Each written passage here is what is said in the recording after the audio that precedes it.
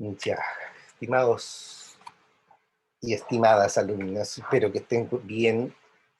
Vamos a revisar en esta clase un área que es como muy básica para poder entender el uso práctico de los medicamentos. En el ámbito farmacológico, ustedes han visto elementos de farmacodinamia o farmacocinética, ¿no es cierto? Pero que requiere de la uso médico, ¿no? De los médicos, de esta farmacología, tanto la presentación como las vías de administración. Así entonces, el objetivo es que veamos estos aspectos y con un tinte práctico, digamos, dentro de lo posible, para que ustedes se den cuenta lo trascendente que es este aspecto. Lo más básico e importante está quizás en este cuadrito. Si ustedes se fijan, en este cuadrito está el diagnóstico clínico, que ya ustedes saben, demanda toda una aproximación a la historia del paciente, exámenes del paciente, muchas veces muchos procedimientos, etcétera, para poder saber con la mejor exactitud qué enfermedad padece el paciente, ¿no es cierto? Y luego que tenemos el diagnóstico, hacemos un plan terapéutico. Puede ser quirúrgico, puede ser de fisioterapia, puede ser de distintas formas, radioterapia, lo que ustedes quieran. Y en definitiva, muchos pacientes, la mayoría, va a tener una indicación de uso de medicamentos, o sea, farmacoterapia. Y aquí entramos entonces en la clave del tema, porque cuando decimos en este paciente vamos a usar, por ejemplo, un antibiótico, porque tiene el diagnóstico de una infección, vamos a tener que elegir el antibiótico, o si tiene dolor vamos a elegir un analgésico, o si tiene hipertensión arterial vamos a elegir un antihipertensivo, y además vamos a tener que elegir qué presentación, eso qué significa, ¿no es cierto?, cómo viene preparado el medicamento para poder usarlo. Y así entonces tenemos ya una tarea: elegir clave, y también cómo se presenta. También entonces tenemos que decidir y saber cómo dosificar, es decir, qué cantidad de fármaco le vamos a dar al paciente, ¿no es cierto? No es lo mismo darle un tratamiento a un niño, ¿no es cierto?, o a una persona adulta, ustedes comprenderán. Y además, no solo tenemos que dosificarlo, sino que tenemos que elegir por qué vía se lo vamos a administrar, ¿no es cierto? El paciente se lo podrá tomar, se lo tendremos que inyectar, y si se lo inyectamos, se lo ponemos por la vía intramuscular o se lo ponemos por la vía endovenosa. Es decir, van apareciendo nuevas preguntas. ¿Se dan cuenta?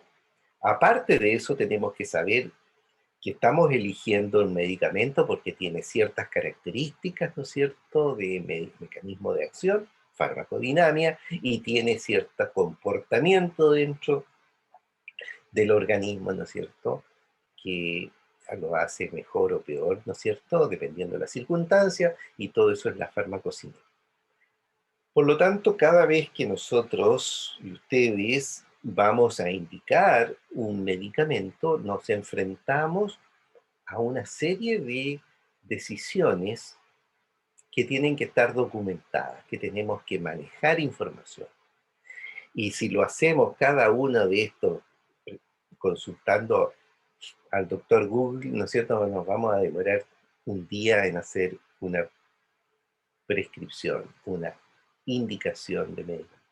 Tenemos que saber mucha información, tenemos que manejarla, y tenemos entonces que irnos familiarizando poco a poco. No es fácil, ¿no es cierto?, pero tenemos que ir usando todo nuestro conocimiento sumatorio, ¿no es cierto?, en términos de ver cuál es la mejor alternativa, les repito, cómo usarla, cómo dosificarla, por qué vía lo administro. La definición de medicamento o producto farmacéutico, ustedes ya la se deben saber, ¿no es cierto? Y recordar que no solo están dirigidos al uso en tratamiento, sino que también incluso para la prevención, para la etapa diagnóstica, etc. Es decir, tenemos, ¿no es cierto?, distintas, muchísimas opciones. El otro concepto que me parece relevante incorporarlo al tiro es el concepto, ¿no es cierto?, de bioequivalencia. Ustedes han escuchado, ¿no es cierto?, que eh, tenemos fármacos que se venden y se entregan también en los servicios de salud con el nombre genérico. Eso significa, ¿no es cierto?, que es el nombre base, es el que se ha asignado al producto químico como un eh, nombre universal. Así entonces, por ejemplo, no se coloca el nombre químico propiamente tal, pero sí un nombre, ¿no es cierto?, que en el fondo se reconoce en todas partes. Por ejemplo, paracetamol. ¿Mm? Eh, Cualquiera sea el nombre químico propiamente tal, pero se reconoce con el nombre genérico de paracetamol. Aparte de ese, tenemos los nombres comerciales, ¿no es cierto? O piensen ustedes en un diclofenaco, es un nombre genérico y va a tener 4, 5, 6 o más nombres comerciales de fantasía. ¿Qué es lo que se ha agregado en estos últimos años? Es el concepto de bioequivalencia, que se traduce en el hecho de que los fármacos genéricos, que son en realidad copia del producto original, este producto ha sido evaluado y tendría que responder de la misma manera que el original. Es decir, un genérico que es similar en términos de ser activo, igual de eficaz que el producto original, les repito. Y eso entonces se certifica y se le coloca, ¿no es cierto?, a la cajita, como ustedes ven aquí, a la cajita, esa winchita amarilla abajo que se llama, ¿no es cierto?, eh, el sello, ¿no es cierto?, de bioequivalencia. Si nosotros tenemos en nuestro poder entonces un medicamento que se define como bioequivalente, significa que tiene un certificado que acredita que se comporta en forma similar al producto original. Esto tiene algunos peros, algunas también controversias, por decirlo así, dado que eh, exactamente no todos los productos bioequivalentes, que aunque tengan el sello amarillo, están de verdad estudiados con la rigurosidad que se requiere. ¿Mm? Pero ese es un tema, ¿no es cierto?, que es de esperar que poco a poco se vaya mejorando en nuestro país. Respecto al acceso de los medicamentos, ustedes ya saben, ¿no es cierto?, y pueden tener eh, personas conocidas, familiares, que reciben sus medicamentos directamente del sistema de salud, eh, a través, ¿no es cierto?, de las farmacias que tiene el hospital, los CEFAM, los ECOF, etcétera, ¿no es cierto? Y incluso en este año de pandemia, muchos de los pacientes reciben sus medicamentos en la casa. Pero también sabemos que muchos pacientes, eh, por distintas razones, ¿no es cierto?, se ven obligados a eh, adquirir los medicamentos en farmacias comerciales, llámese farmacias de cadena en nuestro sistema, ¿no es cierto? Y ahí pueden ser medicamentos muy simples que basta, ¿no es cierto?, que el paciente, el familiar vaya al mesón y lo compre. Otros tienen que acompañarse de una receta, de una prescripción médica, y algunas recetas, ¿no es cierto?, son especiales, y el tema que vamos a ver el lunes, todo lo que significa eh, la importancia y cómo se hace una receta. Así hay recetas retenidas y recetas cheques. Así eran las farmacias hasta hace unos 50 años atrás. Eh, Como ustedes ven, parece museo, pero eran muy distintas, ¿no es cierto?, a lo que conocemos hoy por hoy. Respecto a la industria farmacéutica, eh, más allá de todas las críticas que se les hace por el tema de, de la importancia y el poder que tienen, en realidad la industria farmacéutica es la que se encarga de, en general, de estudiar la mayor parte de los avances de nuevos medicamentos, cómo se preparan, cómo se eh, obtienen los mejores resultados con estos productos, y así entonces se ha avanzado a una velocidad enorme estas últimas décadas. La industria farmacéutica es uno de los pilares, diríamos, de la economía mundial, pero obviamente está sujeta a todo tipo de comentarios y críticas, porque también no todo es eh, tan claro, ¿no? Hoy por hoy la industria farmacéutica, como ustedes ven, es una industria muy moderna, muy robotizada, etcétera, de tal manera que ya esta imagen de estar haciendo mezcla en tubitos de ensayo no tiene nada de real. ¿Y qué es lo que nos aporta, aparte de los nuevos medicamentos, la industria farmacéutica? Nos aporta, digamos, un tema clave, ¿no?, para todo lo que es la indicación médica, que es cómo preparar los medicamentos, ¿no es cierto?, para que el principio activo, llámese fármaco, pueda ser útil de la mejor forma posible. Y eso es lo que llamamos forma farmacéutica o presentación farmacéutica. Y así entonces todos, probablemente a estas alturas ustedes también, alguna vez han tomado o se han inyectado, ¿no es cierto?, medicamentos que están preparados para tomar por vía oral, están preparados para ser inyectados. Y esta es la clave, porque así entonces podemos aprovechar de la mejor manera, la forma más segura, ¿no es cierto?, el medicamento. Y así entonces ustedes poco a poco se tienen que ir familiarizando, ¿no es cierto?, con los medicamentos de uso más frecuente, con el fin de conocer las presentaciones, algunos incluso nombres comerciales, etcétera, poco a poco, de tal manera de poder eh, ser, digamos, también una forma de eh, información seria, profesional, ¿no es cierto?, respecto a muchas preguntas que hacen los pacientes respecto a cuál es el medicamento mejor, cuál es la forma farmacéutica que mejor puede utilizar, etc.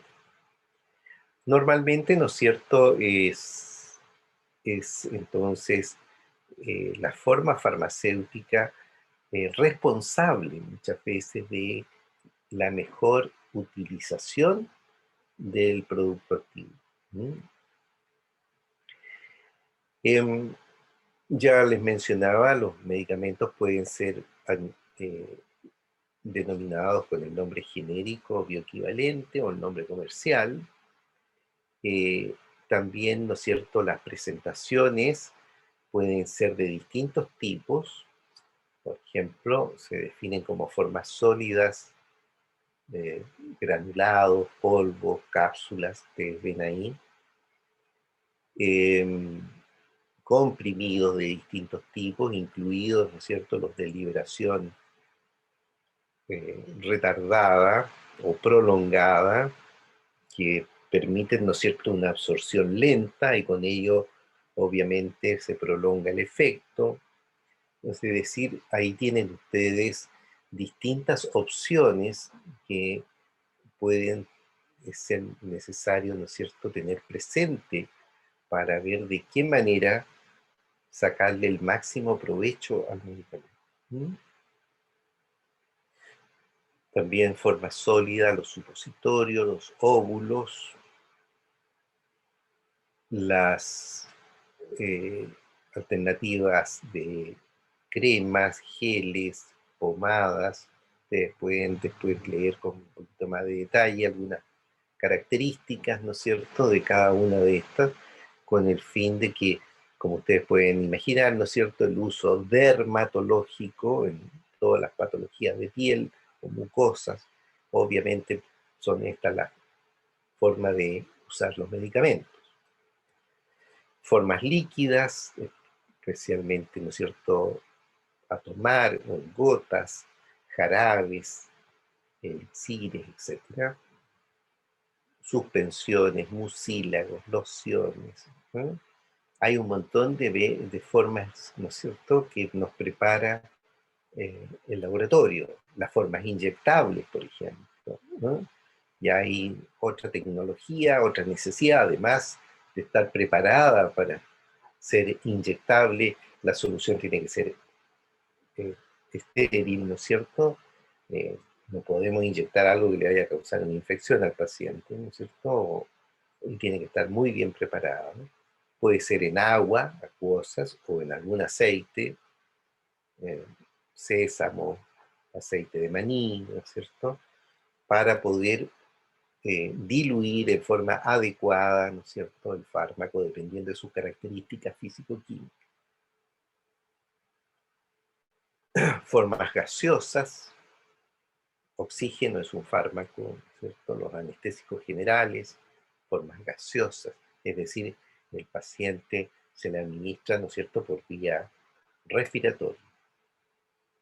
Ahora, casi todos estos medicamentos, casi todos, además hay que tener presente que no está el producto activo, fármaco puro, exclusivo, solito, sino que además la industria farmacéutica, ¿no es cierto?, nos asegura a través de la adición, la suma de estos antioxidantes, estabilizantes, aromatizantes, etcétera, nos asegura proteger al medicamento, ¿cierto?, de posibles cambios que pueda tener por sus características físico-químicas, o hacerlo un poco más agradable, ya sea en el aroma o ya sea en el sabor, ¿no es cierto? De tal manera de que se asegure eh, el cumplimiento, es decir, que el paciente no rechace el tratamiento. Así quizás ustedes todavía guarden en memoria, ¿no es cierto?, algún jarabe de rico sabor o otro al revés, ¿no es cierto?, de sabor relativamente desagradable, etcétera, desde su infancia. ¿Por qué? Porque los laboratorios, ¿no es cierto?, preparan con toda conciencia este tipo de mezclas, agregándole, por eso se llaman aditivos, los productos necesarios para que el medicamento sea eh, efectivamente aceptado, ¿no es cierto?, de la mejor forma. Y así poder cumplir. Imagínense un medicamento terriblemente desagradable si hay que además tomarlo todos los días, como pudiera ser un paciente crónico, un diabético, un hipertenso, un epiléptico, etc. Sería seguro que no lo va a cumplir. Entonces, efectivamente, ¿no es cierto?, lo prepara de una manera más eh, llevadera para el paciente, ¿no? Además, incluso, seguro ustedes han visto, no todos los medicamentos son de color blanco, sino que muchas veces tienen cubiertas, ¿no es cierto?, de colores, rojas, celestes, amarillas, etcétera, porque además un número importante de pacientes no se aprende el nombre del medicamento, sino que lo identifica por el color y la forma. A ustedes no les quepa la menor duda que les va más de alguna vez a complicar, ¿no es cierto?, la, la historia de un paciente cuando él les relate que se toma todos los días en la mañana, ¿no es cierto?, un medicamento que es pequeñito y de color amarillo y que el doctor le dijo que era para la presión. Y nosotros, ustedes, nos vamos a tener que acordar y buscar, ¿no es cierto?, en nuestra memoria, qué puede ser ese color amarillito, chiquitito para la hipertensión. ¿Mm? Es decir, todos estos detalles que parecen un poco inusuales forman parte de la realidad, ¿no es cierto? Y con lo cual nosotros tenemos, y ustedes, que familiarizarnos poco a poco del aspecto que tiene, ¿no es cierto?, el color, el olor, etcétera, que nos ayude en algún momento a identificar cuál es el producto, eh, el medicamento que está usando el paciente. Respecto a las vías de administración propiamente tal, aquí hay un cuadro resumen donde están diferenciadas la vía enteral, que es básicamente todo lo que es digestivo, ¿no es cierto?, intestinal, la vía sublingual como una vía independiente, vamos a revisarlas por separado, vía tópica, inhalatoria, la vía parenteral, que significa inyectable, y la vía transtérmica o transcutánea. Estas vías, entonces, son las posibles formas, ¿no es cierto?, que tenemos de colocar el fármaco en eh, en la vía, ¿no es cierto?, que mejor resultado nos puede dar, dependiendo de la enfermedad del paciente, dependiendo, ¿no es cierto?, del estado de gravedad que tenga, si coopera o no coopera, ¿no es cierto? Vamos nosotros, ustedes, a elegir por qué vía, ¿no es cierto?, le vamos a administrar, como les señalaba al principio de la clase. Así entonces, la vía oral, que puede ser incluso usada en el mundo pediátrico y adultos en general, ¿no es cierto?, es seguro la vía más usada. Hay mucha variedad de presentaciones, ya ustedes vieron, había jarabes, comprimidos, cápsulas, polvo, tabletas efervescentes, un montón de alternativas para lograr entonces, como ya les he dicho, que esta forma farmacéutica nos ayude a que el fármaco eh, llegue al organismo y pueda desarrollar, ¿no es cierto?, el efecto farmacológico esperado, ¿no es cierto?, y eh, tenga las características de eficacia que esperamos. La vía oral, evidentemente, eh, nos coloca también algunos problemas.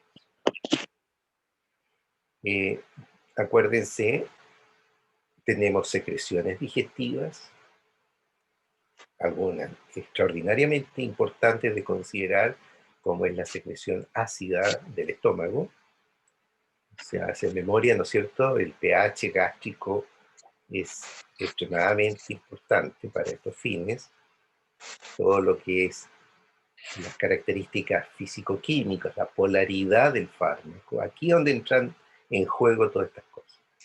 La velocidad de vaciamiento gástrico, la irrigación del intestino, porque se va a absorber, ¿no es cierto?, desde la mucosa intestinal, la motilidad, el área de contacto, digamos, con la mucosa, o sea, todos son elementos que van a influir. De todas maneras, tiene ventajas importantes, ¿no? Tiene bajo costo, es cómoda, a veces no requiere más, ¿no es cierto?, que el medicamento y un vaso de agua. En general los riesgos son bajos. Si es que hay una sobredosis, eventualmente se maneja a tiempo, se puede hacer que el paciente vacíe su estómago por vómito o por un lavado gástrico, ¿no? Y la vía oral, no cabe duda que es la vía, ¿no es cierto?, más usada para los tratamientos crónicos, diabetes, hipertensión, cualquier enfermedad crónica. Siempre acordarse de que hay que estar atento. ¿Por qué? Porque el paciente puede rechazar esto, no cooperar mucho. Eh, la cooperación es variable, ¿no es cierto? Más aún si el fármaco, el medicamento no está bien preparado y puede de alguna forma incomodar al paciente porque tiene un sabor desagradable o es irritante o puede también, ¿no es cierto?, aprovecharse menos de lo esperado con el llamado efecto de primer paso, ¿no es cierto?, que cuando se absorbe el medicamento por la vía, ¿no es cierto?, mesentérica, vena porta, va a pasar al hígado y puede ser muy eh, rápidamente metabolizado. Entonces, obviamente o sea, hay que considerar la vía oral, lejos la más usada, pero tener presente, ¿no es cierto?, que hay que vigilar algunos problemas. La vía rectal se usa para supositorios, enemas o soluciones isotónicas, y obviamente en general se considera una alternativa de la vía oral solamente. ¿Mm? Cada vez se usa menos porque porque es incómodo. ¿Mm?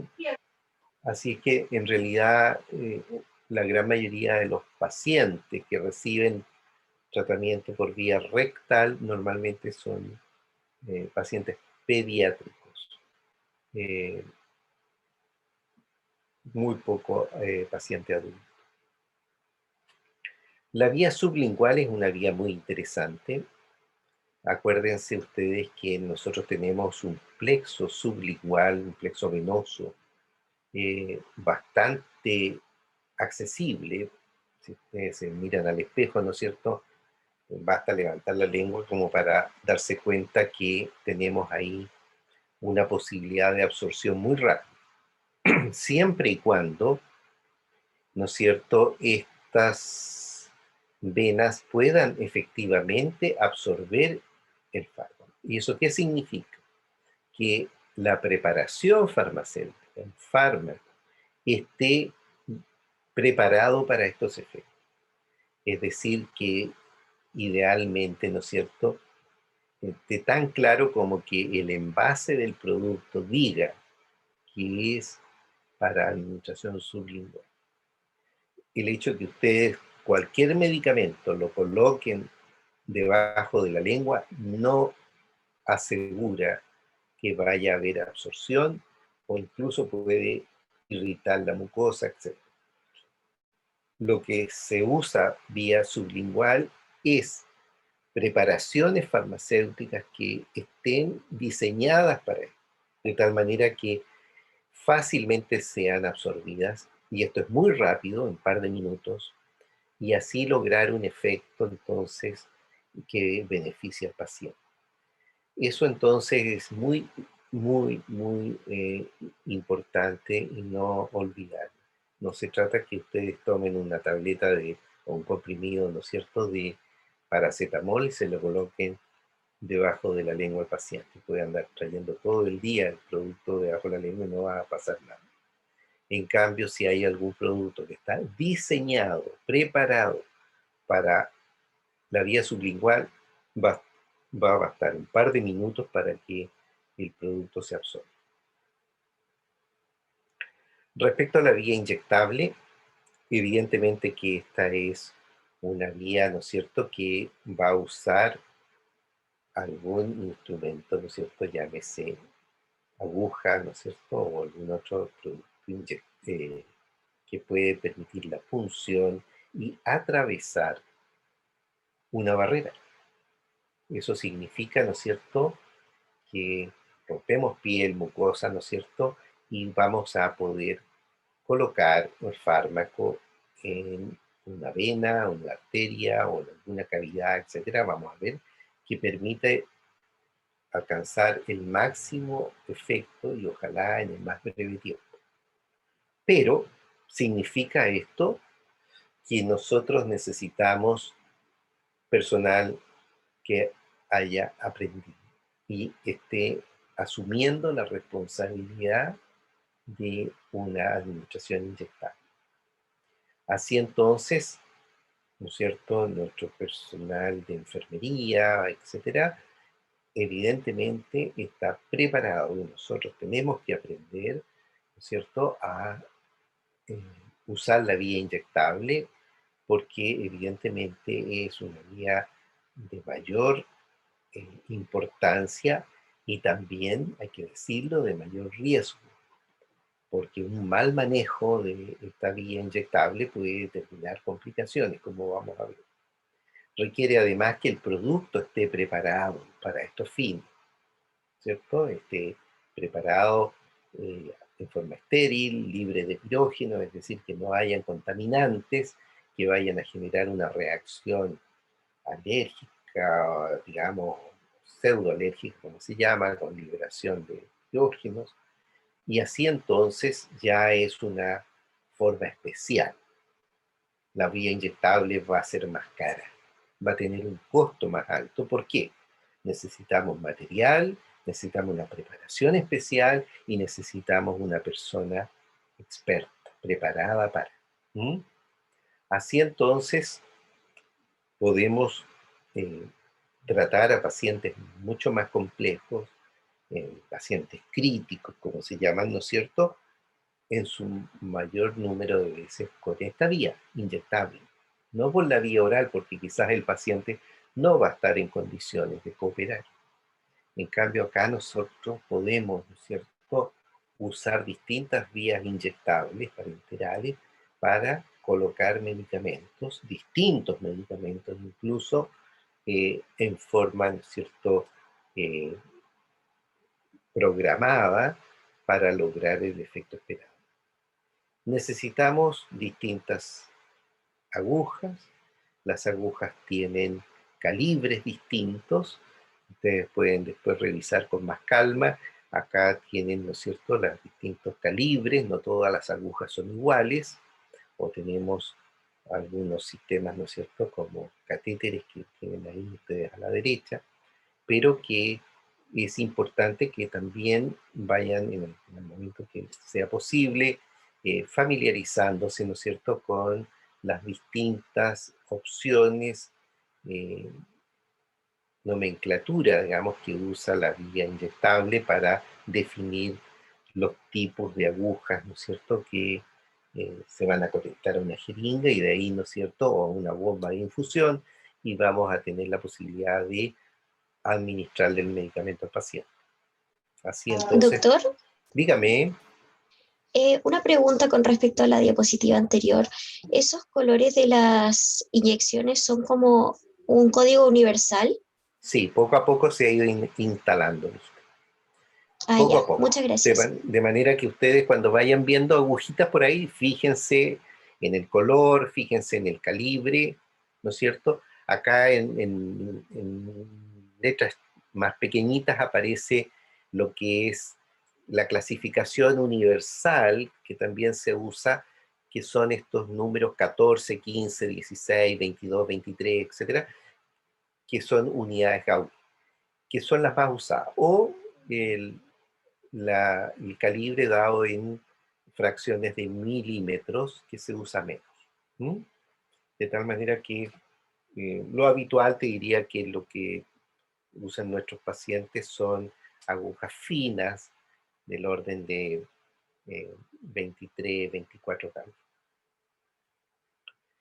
La vía endovenosa, les decía, es sumamente importante porque nos permite administrar directamente a la vena en forma completa el contenido, lo que se llama en bolos o en bolus, o en forma continua, para lo cual se coloca, ¿no es cierto?, lo que se ha llamado una fleboclisis, porque el flebo es vena, clisis, administración, ¿no es cierto?, controlada, o ahora, ¿no es cierto?, lo que ustedes ven en el cuadro de arriba, que son bombas de infusión que permiten dosificar en forma muy controlada la administración.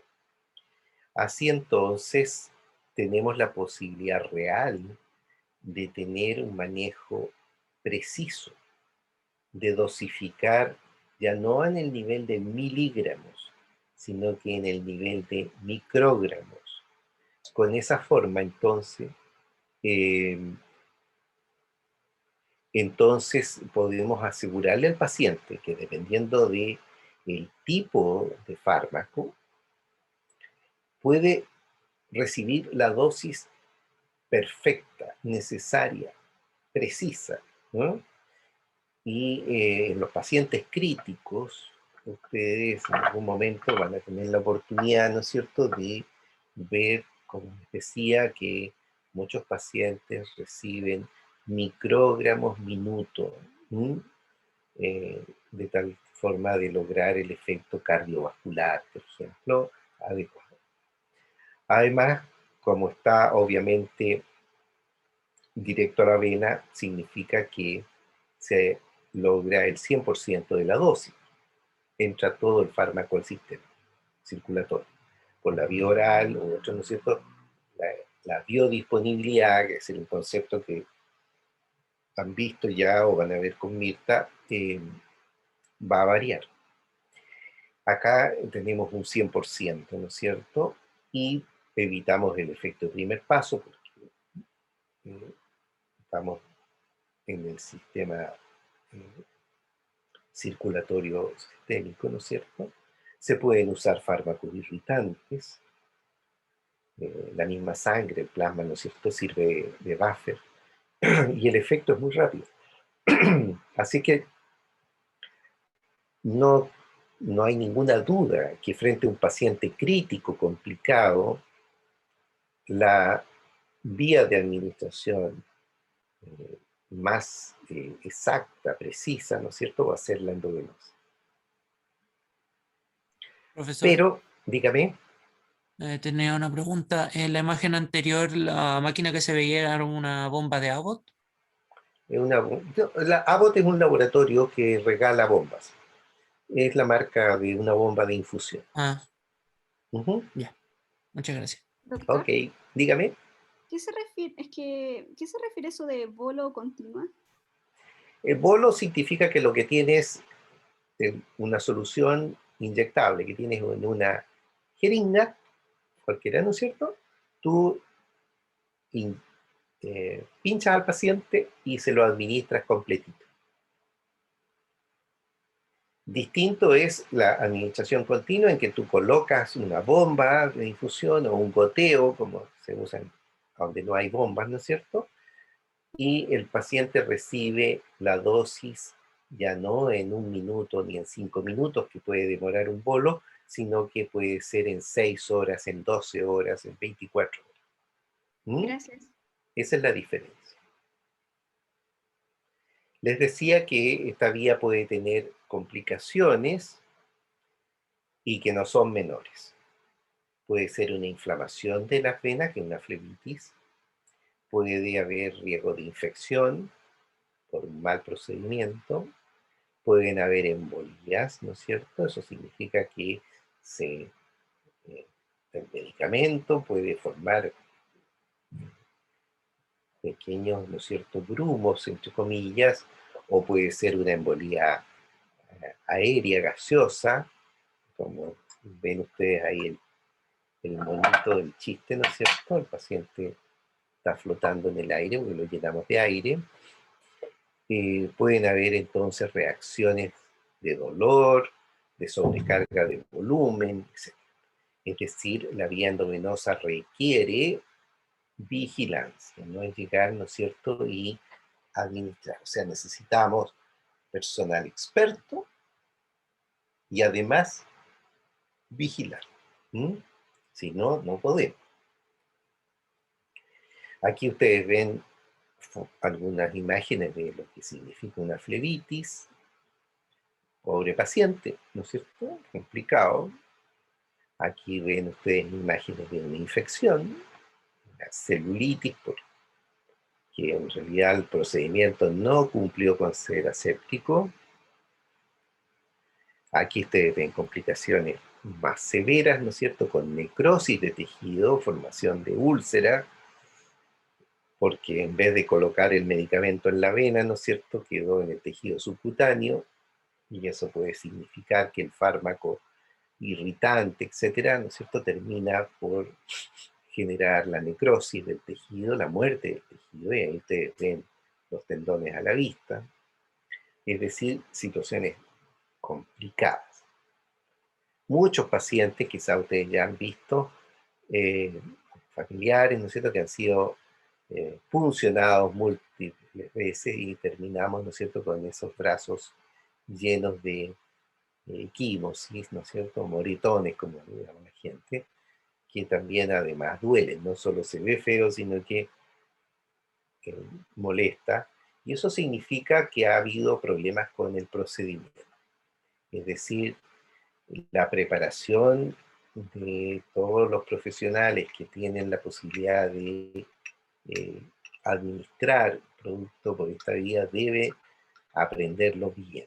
Deben, ¿no es cierto?, tener suficiente experiencia como para asegurar que el paciente va a estar libre de complicaciones. Así entonces, podemos ahora ver la vía intramuscular. Esta es una vía, ¿no es cierto?, ampliamente usada, mucho más común, llamémoslo así, porque se usa incluso por vía ambulatoria o en domicilio. El paciente se le administra, ¿no es cierto?, una determinada cantidad de medicamento en un volumen, se dice, entre 2 y máximo 6 ml. Aquí lo habitual es que no superemos los 4, máximo 5 ml, y que se colocan, ¿no es cierto?, básicamente entre las fibras del glúteo mayor, habitualmente, y menos usados el deltoide y el vasto externo del cuádriceps. Acá entonces podemos usar soluciones acuosas, algunas hidroalcohólicas y también oleosas. Los pacientes las llaman inyecciones aceitosas, que pueden tener la característica de generar habitualmente un poco más de dolor. Ahora, ustedes comprenderán que se escogen estos músculos porque tienen mayor masa muscular y puede ser posible entonces depositar una cantidad, un volumen de una solución, ¿no es cierto?, entre sus fibras. Esto es importante porque siendo esto una administración fácil y que puede ser de fácil acceso, sea, ¿no es cierto?, a nivel glúteo, a nivel de deltoides, sí puede, ¿no es cierto?, llegar a ser complicado porque todas estas inyecciones van a doler. Esto de que no duele es falso, ¿no es cierto? ¿Por qué? Porque estamos administrando un volumen en un espacio donde no hay espacio. Están las fibras musculares. Y lo que esperamos nosotros, ¿no es cierto?, es que ese volumen se distribuya entre las fibras del músculo. De tal manera que una inyección mal administrada, lo cual significa administrar un volumen de una manera violenta, lo que en términos, la jerga hospitalaria o médica, la llamamos un jeringazo, es decir, pinchamos y apretamos, ¿no es cierto?, la jeringa y ¡brum!, se fue de una vez. Y después, mágicamente, ¿no es cierto?, le acariciamos la zona ahí con un algodoncito y decir, ya pasó, ya pasó, ya pasó. Y eso está mal hecho. ¿Por qué? Porque puede suceder claramente, ¿no es cierto?, que ese volumen administrado violentamente rompa las fibras. Y si se rompen las fibras, hay sangramiento dentro del músculo, se forma un hematoma, y ese hematoma, ¿no es cierto?, se mezcla con el fármaco que nosotros administramos y capaz que ni siquiera se absorbe, hasta se puede cristalizar. Es decir, el fármaco unido a la proteína, componentes del plasma de la sangre, ¿no es cierto?, termina siendo inabsorbible. Por lo tanto, la mejor inyección intramuscular, por favor que les quede claro, no es la más rápida. El que coloca una inyección más rápida no es el que más sabe. Acuérdense que esto puede llegar a ser complicado, de tal manera que tenemos que evitar lo que vemos ahí en estas imágenes de la formación, ¿no es cierto?, de un hematoma o de una infección grave. En la imagen de arriba, ¿no es cierto?, seguro que ahí debe haber a lo menos 2 litros de pus, porque además del hematoma se infectan, y estos pacientes siguen llegando a los servicios de urgencia, a pesar de todo lo que ya sabemos. ¿Por qué? Porque hay muchas personas que ni siquiera saben y se ofrecen a colocar inyecciones intramusculares. Y tenemos entonces una casuística de pacientes complicados que no es menor. ¿Mm? Así entonces conviene también tener claro que nuestra famosa inyección intramuscular, que muchos, ¿no es cierto?, temen, sí, es verdad, va a causar algún dolor, pero mientras más violenta sea, más rápida sea, tenemos más riesgo de que estas complicaciones sean severas. Algo parecido también vale para la vía subcutánea, que es obviamente colocar la aguja en el tejido subcutáneo, no en la vía intramuscular, como ustedes ven, y se puede usar como una vía alternativa. ¿Mm? Em, Puede también administrarse en forma continua, en la dermoclisis que se llama, la otra era fleboclisis, esto se llama dermoclisis, y también es posible esta vía usarla para la administración de presentaciones de fármacos em, sólidos. ¿Mm? Lo que tienen acá abajo es un trocar para poder administrar esas pelotitas blancas, pequeñitas, que son sólidas y que son entonces medicamentos que pueden ser hormonas, pueden ser tratamientos antialcohólicos, pueden ser medicamentos eh, de uso en el ámbito de la psiquiatría, etcétera, que pueden entonces ser depositados en el tejido subcutáneo para que su absorción demore semanas o meses. ¿Mm? Y se vaya entonces disolviendo poco a poco.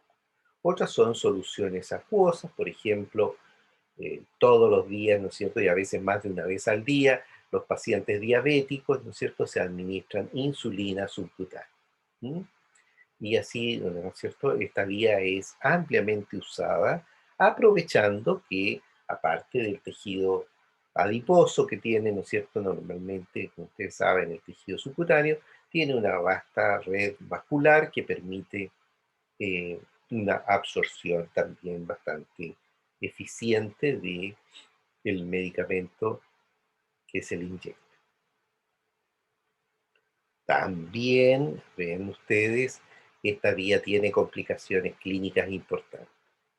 Podemos, ¿no es cierto?, infectar al paciente, generarle hematomas, etc. De manera que la técnica, el procedimiento debe ser cuidadoso, siempre. Más superficial es la vía intradérmica, es decir, se coloca, ¿no es cierto?, un pequeño volumen, ya es una fracción de ml en la dermis propiamente tal, y de esta manera, ¿no es cierto?, esta vía más que nada ha sido usada para test inmunológico, algunas vacunas y la administración de anestesia local para procedimientos eh, muy de piel, muy de dermatológico, de cirugía plástica. Esa es la principal indicación. Ahí ustedes ven un poco la diferencia del ángulo en que se coloca la aguja, ¿no es cierto?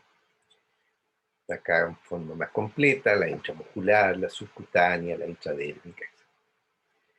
Muy importante, ¿no es cierto? Ustedes comprenderán que a propósito de la realidad que vivimos en Chile, de tener cada vez más obesos,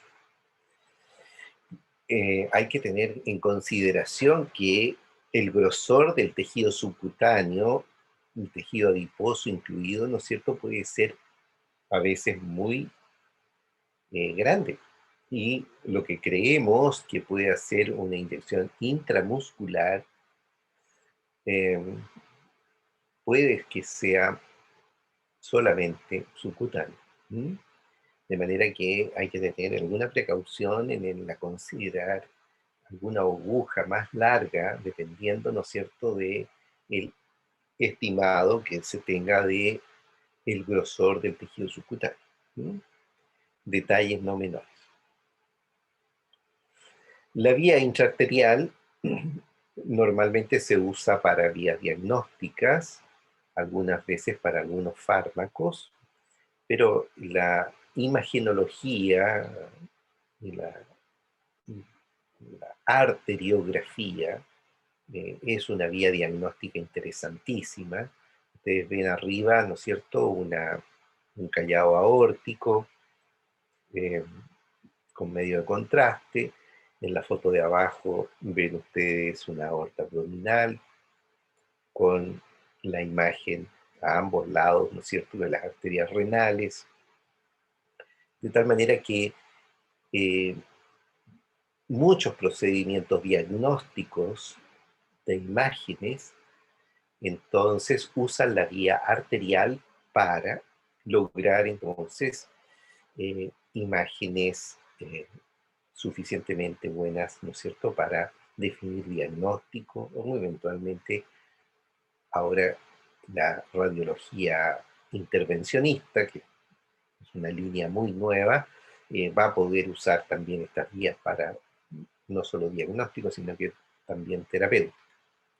Así que la vía arterial requiere mucho expertizaje, mucho expertizaje para lograr, obviamente, darle seguridad al paciente. Ustedes comprenderán, funcionar una arteria es distinto que funcionar una vena, porque la presión sanguínea es distinta. También podemos administrar, ¿no es cierto?, fármacos en las cavidades,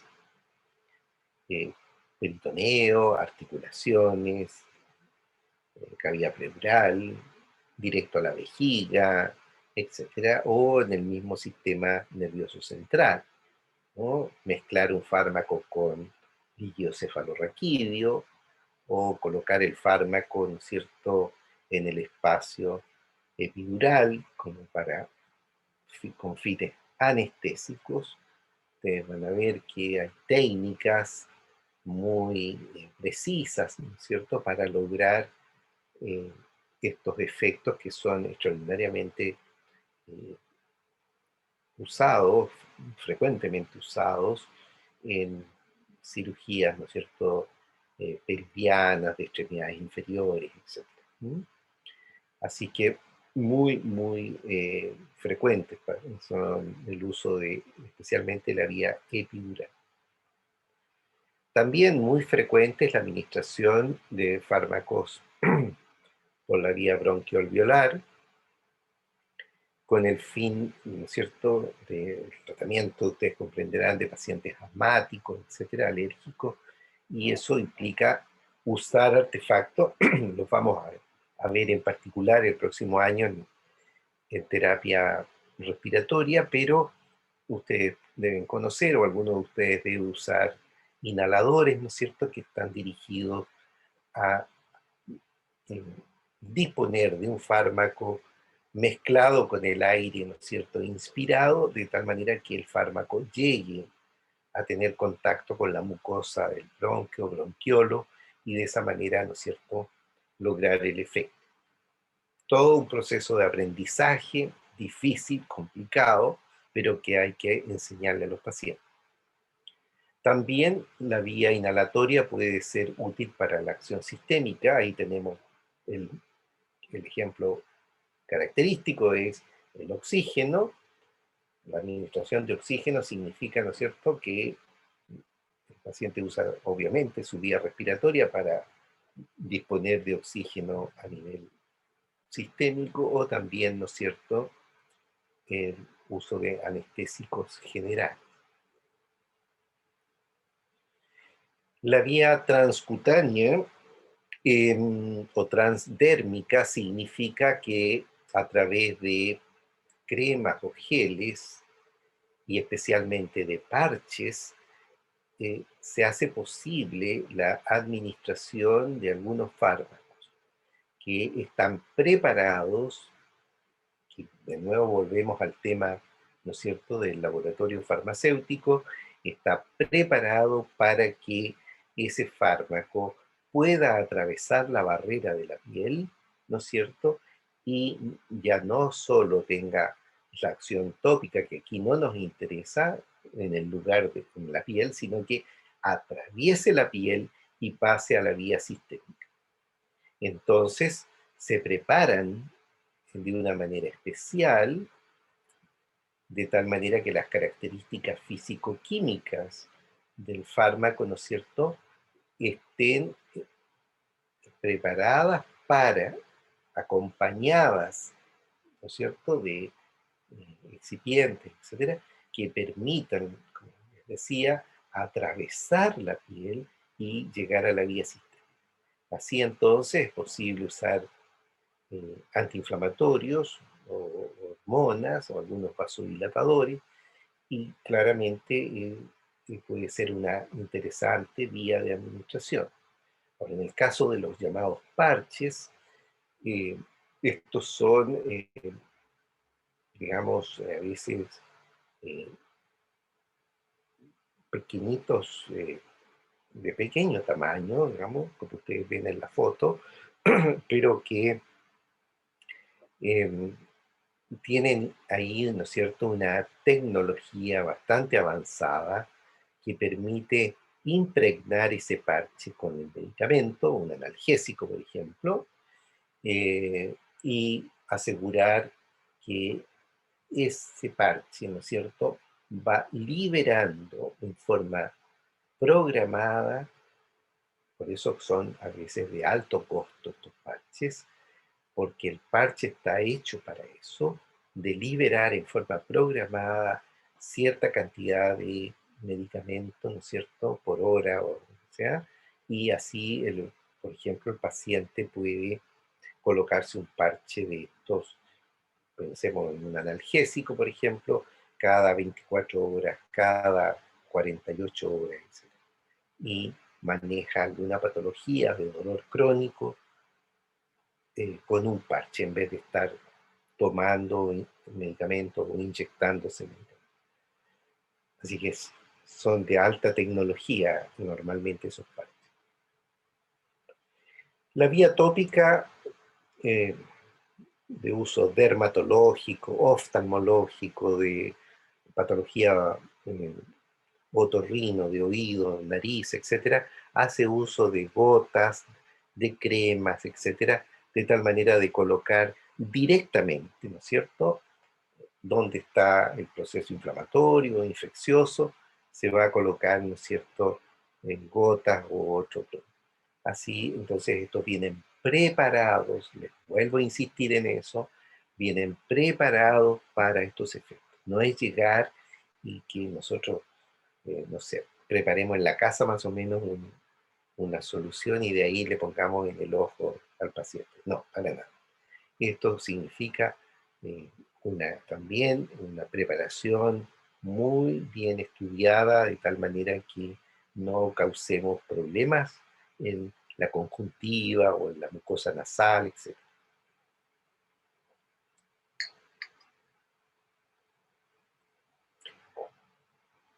Finalmente, ustedes ven aquí un cuadrito donde está los tiempos más o menos aproximados en que se inicia el efecto.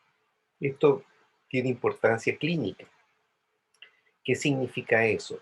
Si yo necesito, ¿no es cierto?, que un paciente tenga un efecto ojalá poco menos que inmediato, ahora ya, obviamente tengo que ponerle el fármaco directamente al circuito sanguíneo.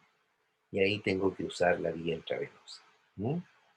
Y ahí ustedes ven, ¿no es cierto?, que algunos vías de administración pueden demorar minutos, pocos minutos, 1 a 3 minutos la vía inhalatoria, la vía sublingual, etcétera, muy rápido, ¿cierto? Luego otros ya van demorando 10 o más minutos para poder lograr el inicio del efecto. Entonces, cuando nosotros elegimos, ustedes en el momento que lo hagan, ¿no es cierto?, elegimos una vía de administración, la vamos también a elegir de acuerdo a las condiciones del paciente y qué, ¿no es cierto?, premura tenemos como para iniciar el efecto. Por lo tanto, podemos, ¿no es cierto?, dependiendo de estas condiciones, escoger un fármaco o la presentación, ¿no es cierto?, oral, inyectable, sublingual, etcétera, de acuerdo a las características también del tiempo de inicio del efecto. Dependiendo, les repito, de las condiciones del paciente, si está o no en condiciones de cooperar, si está o no, ¿no es cierto?, muy complicado, etcétera.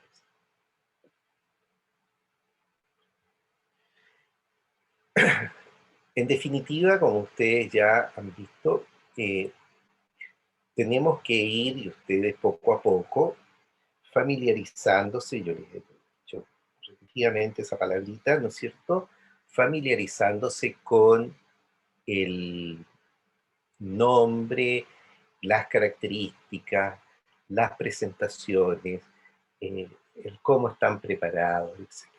¿Mm? De tal manera de evitar que el paciente, aparte de estar enfermo, nosotros lo compliquemos, ¿no es cierto?, gratuitamente con nuestro tratamiento. Al revés, ¿no es cierto? El objetivo nuestro es sacarle el máximo provecho a la terapéutica y ofrecerle de una manera segura y cómoda también el tratamiento al paciente. Hay una palabra solicitada. Te escucho. Hola, doctor. Eh, Tengo una duda con, o sea, yo había escuchado de otra forma, o sea, otra técnica que era la intraósea. No sé si nos puede comentar algo de ella. No sé si es más rápida, me dijeron que era más rápida. Mira, no, lo que pasa es que dependiendo de las condiciones, lo que uno, en el intraóseo, tú comprenderás, si te recuerdas de histología, el flujo sanguíneo del hueso es lento. De manera que si uno piensa en el intraóseo propiamente tal, sería para una absorción muy lenta. ¿Qué es lo que pasa? Que dependiendo de las condiciones del paciente, lo que se puede hacer es colocar, ¿no es cierto?, el fármaco en la médula ósea, que sí tiene más flujo. ¿De acuerdo? ¿No es cierto? Que obviamente tenemos lo más externo del hueso va a ser más bien calcificado, pero hacia adentro obviamente vamos a tener un flujo sanguíneo mucho más rico y en la médula mucho más. De manera que cuando se habla de intraóseo en realidad no es tal. Lo que sí en algún tiempo se usó como intraóseo fue colocar en contacto del hueso algunos antibióticos. En el mundo de la traumatología, los cuadros infecciosos de hueso, osteomielitis, se trataron con algún grado de éxito colocando antibióticos incrustados en el hueso infectado. ¿Mm? Ahí se usó también ese concepto. Pero lo que probablemente tú escuchaste es, más que nada, atravesar la lámina, o digamos, parietal externa del hueso y colocar fármacos en el flujo sanguíneo interno, digamos, que es más alto, obviamente. Muchas ¿Alguna gracias. otra pregunta? ¿Alguna otra pregunta? Aprovechen de preguntar porque esto es bien práctico.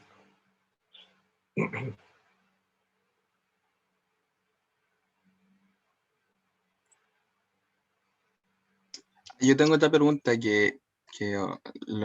o sea, le pasó a un familiar, pero no sé si lo que le dijeron estaba bien, que era que la misma jeringa, o sea, la punta, le había causado una reacción alérgica. Como que era frecuente, que igual era frecuente que podía pasar eso, más que el medicamento. Y me quedó Mira. dando vueltas. Por eso, Ah, diablo, ya. A ver, mira, qué bueno que hayas hecho esta pregunta porque me parece sumamente interesante el hecho de que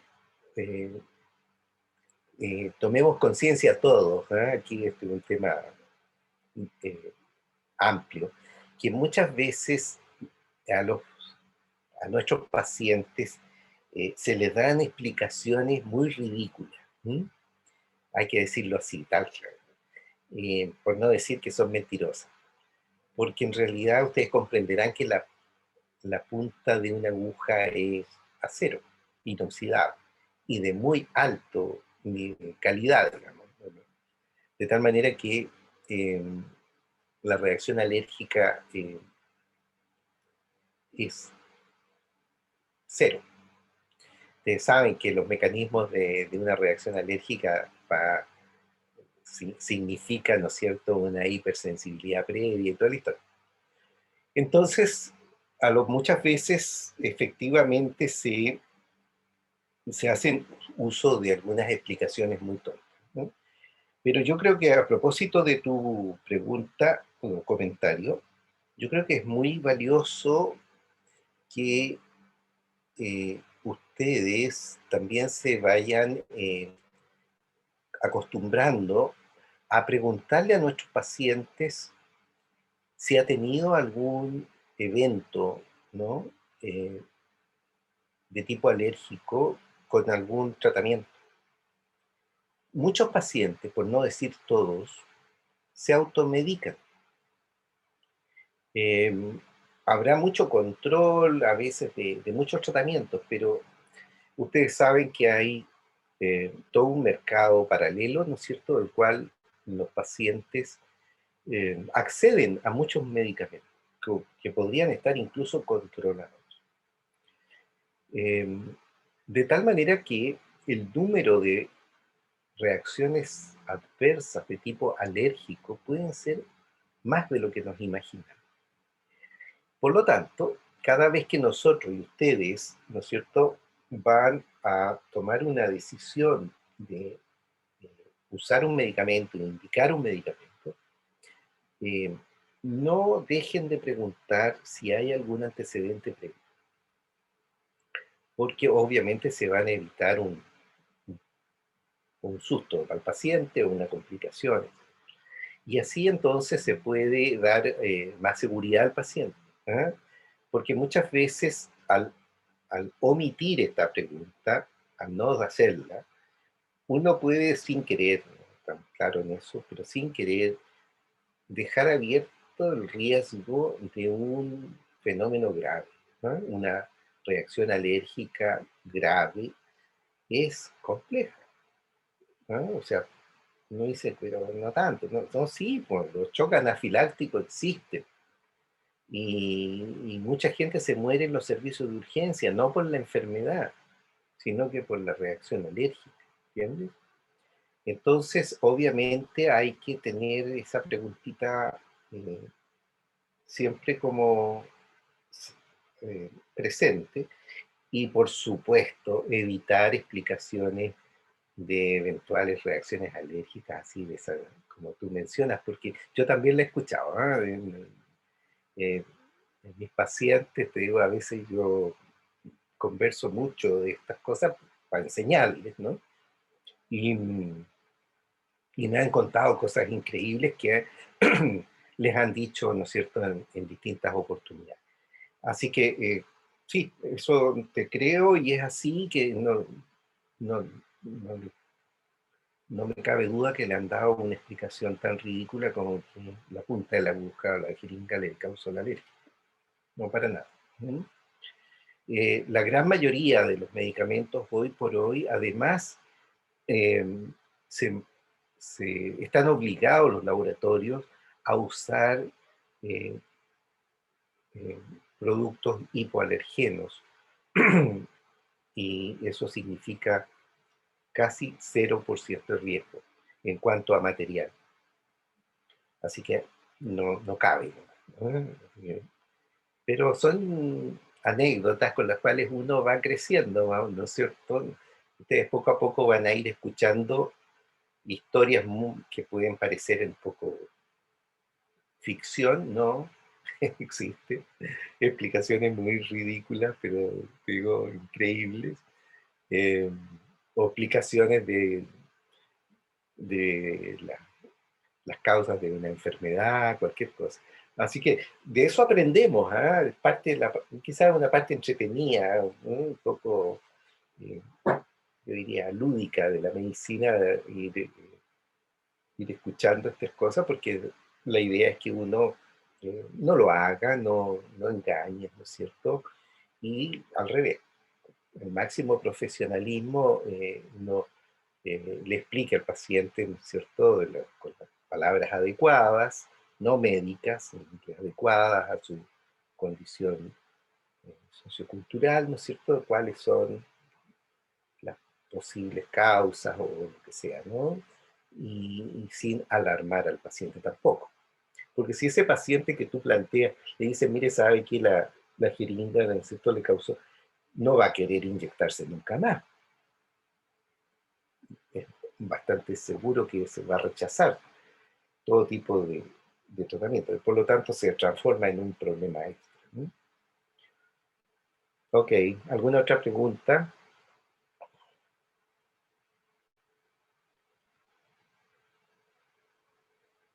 Yo tengo una que puede sonar algo tonta. No hay preguntas. Al principio, cuando hablaba de las cápsulas, si no me ¿Sí? equivoco, la Dime. clase pasada hablamos de que los fármacos ácidos, cuando llegan al estómago, se absorben y pocos se ionizan. Pero los que eran básicos tenían esa cápsula para no ser, o sea, para no ionizarse de inmediato al estar en una condición con pH puesto. Entonces mi consulta era si la mayoría de cápsulas o de fármacos en cápsulas son básicos. En general, sí. En ¿Sí? general, sí. Y se preparan para protección. En realidad no es un, ¿cómo se podría decir? No es un capricho de los laboratorios, ¿ah? Ahora ustedes seguramente ya conocen algunas cápsulas que además son muy bonitas, digamos, tienen bonitos colores, a veces tienen, ¿no es cierto?, gránulos de distintos colores adentro, es decir, evidentemente que la industria farmacéutica también nos presenta en forma muy llamativa, ¿no es cierto?, algunos productos con el fin de poder asegurar, ¿no?, que el efecto va a ser el esperado. Y así también un detalle, ¿eh?, que no les dije, pero que también se lo pueden preguntar a mí. Eh, el envase, ¿ah?, el envase de los productos también es sumamente importante. Cuando tenemos, ¿no es cierto?, un medicamento que puede ser afectado por la luz, el ultravioleta, o por la humedad, los laboratorios, ¿no es cierto?, invierten en envases de muy alta calidad, ¿m? De tal manera de asegurar que el medicamento en rigor no va a estar, ¿no es cierto?, en contacto con la luz o con la humedad. ¿Por qué? Porque muchos pacientes, muchas familias, etcétera, ¿no es cierto?, muchas veces dejan, quizás en su misma casa ustedes han visto, que de repente los medicamentos quedan en la ventana, quedan, ¿no es cierto?, en el lavamanos, en el baño, ¿no es cierto?, en cualquier parte. No siempre se pone mucho cuidado, ¿no es cierto?, en dónde guardar. O simplemente, ¿no es cierto?, eh, se manipulan a veces también en forma de cuidado. Así lo puede tener hasta mojar las manos y se acuerda y saca el medicamento. De esa manera, Entonces, también la industria farmacéutica nos protege los medicamentos y los envasa, ¿no es cierto?, de una manera especial, de tal manera de asegurar que el producto que tiene ahí, ¿no es cierto?, va a ser útil, 100%. Ahora, si el envase es un poco descuidado, es decir, está mal hecho, obviamente tenemos problemas. Yo les puedo comentar que a través de los años hemos tenido situaciones muy críticas con algunas industrias farmacéuticas donde han sido obviamente poco serios en su responsabilidad, ¿no es cierto? Y han preparado medicamentos de muy baja calidad, que eventualmente pueden estar más baratos. Puede ser que, ¿no es cierto?, el sistema de salud los compre muy barato, pero muchas veces también, lamentablemente, la calidad de la preparación o del envase es insuficiente. Y eso nos echa a perder. El resultado, o sea, ¿quién paga el costo? El paciente. Esa es la parte compleja, ¿no? Da lata conversar de esto, pero es importante que ustedes también se vayan enterando. Nosotros nos enfrentamos a veces al riesgo de fracasos terapéuticos. No porque hayamos elegido mal, no porque nos hayamos equivocado en el diagnóstico, no porque hayamos dosificado mal, sino que porque lamentablemente, ¿no es cierto?, falló la calidad del medicamento. Y eso, imagínense lo que significa en un antibiótico, que la infección no se controla. Significa que el paciente obviamente va a seguir con el cuadro clínico igual que antes o peor que antes. O un paciente, ¿no es cierto?, hipertenso, no le vamos a bajar la presión arterial, etc. Por lo tanto, es un temazo, gran tema, ¿no es cierto?, que tiene que ver con la economía en salud, ¿no es cierto?, y cómo manejar adecuadamente estos criterios de control de calidad. Así que en general es un gran tema, hay muchos ejemplos en que lamentablemente al final, ¿no es cierto?, bueno, le estamos ofreciendo al paciente productos que pueden haber sido mal preparados. Eso ha existido, probablemente cada vez menos, hay más control de calidad, pero que hay que tenerlo presente. Todavía no tenemos 100% de control de calidad en ninguna parte del mundo, en realidad. Y por supuesto que han habido maldades muy grandes, ¿no? A través de la historia se han manipulado antibióticos vencidos, etcétera, ¿no es cierto? Pero se han vendido a bajo costo y eso es muy malo. Ustedes comprenderán que no hay ética que resista, pero es parte, lamentablemente es parte de la historia. Así que en realidad hace necesario considerar que el proceso, ¿no?, de producción, manipulación, todo lo que significa, digamos, después de disponer de un medicamento, es extremadamente importante. Muchas veces les repito, corremos el riesgo de tener disponibles medicamentos que pueden estar no bien hechos. Y eso ha existido, ojalá cada vez menos, pero les puedo asegurar que sí, hay muchos ejemplos, lamentablemente. ¿Alguna otra pregunta?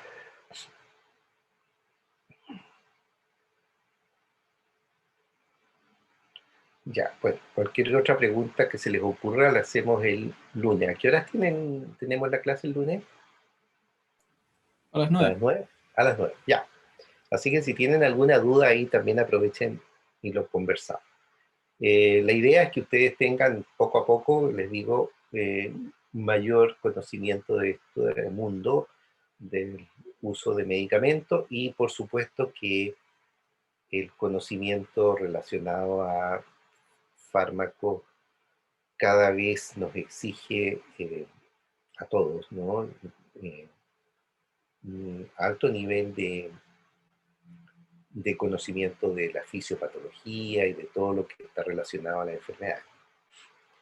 Ya, chiquillos, nos vemos el lunes entonces. Un abrazo. Profesor, Dígame. le preguntan por el chat si va a subir el PPT a campus virtual. Sí, yo se lo mando al doctor Torres para que él lo suba al campus. Claro. ¿Estamos? Ya está. Que estén bien. Chao. Gracias, doctor. Chao, Chao. muchas gracias. Doctor, que le vaya bien. Gracias. Buen fin de semana. Chao.